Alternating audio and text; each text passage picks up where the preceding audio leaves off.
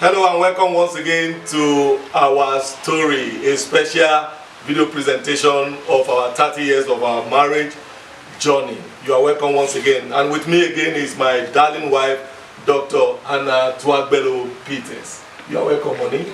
All right. So I would like to take the first point here. It has to do with our earlier days petty challenges that we had. For example, I remember we used to quarrel on little things like toothpaste. On toothpaste, cash notes squeezing, snoring and raising my voice when angry, and the rest of them. Now I'm going to explain what I mean. Those petty challenges, let me begin with toothpaste. I remember, because I always like things to be organized, everything. If I put something, I'm a perfectionist by nature. I like if I put something somewhere, I want to meet it there. I didn't know that in marriage, since you are more than one night in the house, you don't expect to find everything where you keep them. Okay, so you must learn to compromise that too. So I didn't know that. So in the early days, for example, the toothpaste issue, I like to press my toothpaste from the bottom, gradually, systematically, until the last one. I will press it, and even if there is nothing else, because when there was no money, I can even cut it and remove it with the brush. Now, but then I will notice that the next time somebody have gone to use it, the person will just press the toothpaste anywhere. Hi! And I didn't like it. I said, why don't you press it? I mean, something as little as deep toothpaste was giving me headache. Little foxes. Little foxes that spoils the vine.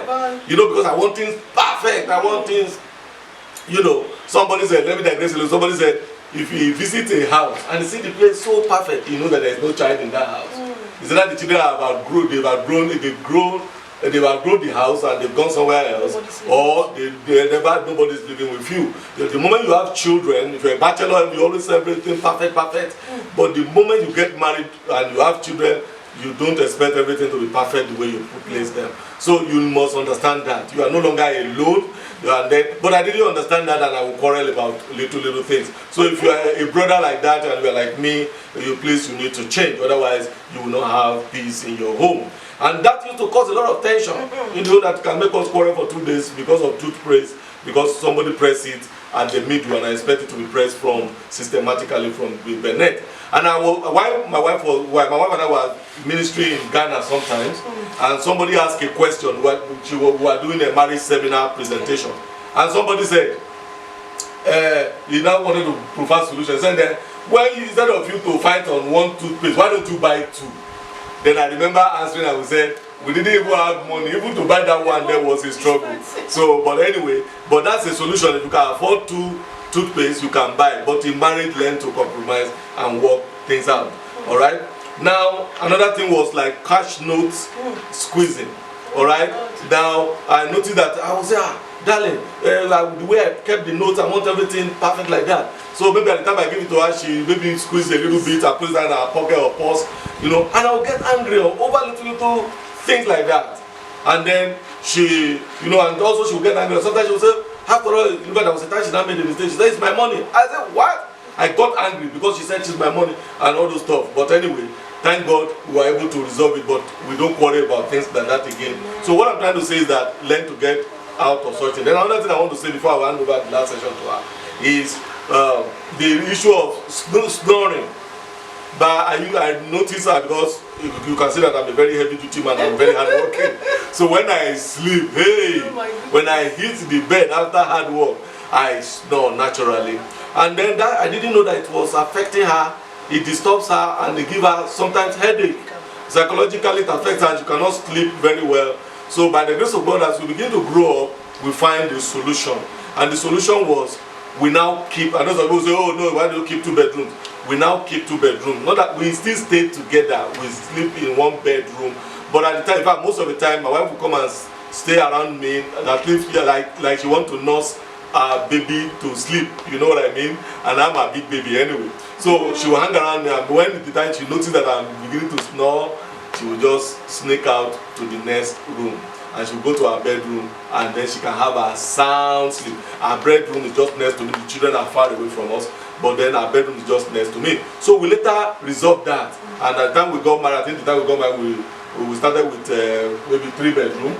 later on 4 bedroom because of visitors and then and so on and so forth. Today we have our own house, so and we have numbers of rooms, that we can, to the glory of God. So we were able to provide solution to that, so that it doesn't bring quarrel, it doesn't give her headache, and I'm not angry with her. Why are you not there? Maybe by the time I wake up in the morning, I don't know, she's not beside me. I understand, because I know I snore and it affects her health. And I want her to, because I love her, I want her to also sleep sound. I'm not selfish, and I don't want to be selfish, so that I sleep and I enjoy my sleep, and she cannot sleep. So if you have that kind of situation, maybe it's your wife that is snoring, or the husband, so you can also, if you can afford it, or if you, the husband, you can sacrifice, and maybe if you can't afford 2 rooms yet, maybe you can go and sleep in the sitting room, so that your wife can have a sound sleep. You need to have this compromise, and the Lord will help us and help you in Jesus' name. Amen. Thank you, Prof. It really helped us. It looked like smiling and laughing on now. It was a terrible thing. Right. The last thing I want to say is that we are not saying we are perfect. Yeah. We are not a perfect couple. Right. What we are saying is that we are growing. We're growing, yeah. We are growing couple by the grace of God. Hallelujah. We read books. Yeah. If you see, that's what we call it, Prof. Prof, we read, and if you see any material, we just forward it to me and say, I want to read this one. Yeah. And after I finish reading it, I forward it to my daughters. Yeah. They are married, and my sons. So somebody said you have to learn, relearn, and unlearn. If you are going to have a perfect marriage, sweetheart, please delete that old mentality, old those beliefs from your mom. I told a sister, does it pay your mother? What are you telling me? Wow. How does it pay your mother? Your father ended up with 5 wives. Wow. You are now saying that his mom, see, which kind of mom, see? Your mom that divorced, that divorced, married 3, 4, 5, ended up with 2, 3 men, and is advising you. What advice will you give you to divorce your husband? That is it. Okay. So I'm begging you in the name of the Lord. Those that have divorced, thank God, the grace of God is sufficient for them. Okay. But all I'm saying is that, sisters, please, let's keep on learning. Yeah. You cannot overgrow learning.